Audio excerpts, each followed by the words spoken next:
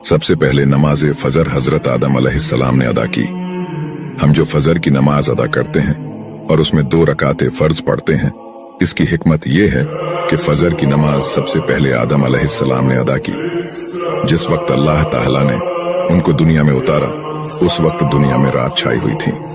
हजरत आदम अलैहिस्सलाम जन्नत की रोशनी से निकलकर दुनिया की इस तारीक और अंधेरी रात में दुनिया में तशरीफ लाए।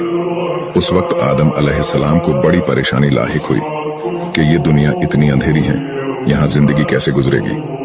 ना कोई चीज नजर आती है, ना कोई जगह समझ में आती है, हर तरफ अंधेरा ही अंधेरा है। चुनाचे खौफ महसूस होने लगा। उसके बाद आहिस्ता आहिस्ता रोशनी होने लगी और सुबह का नूर चमकने लगा।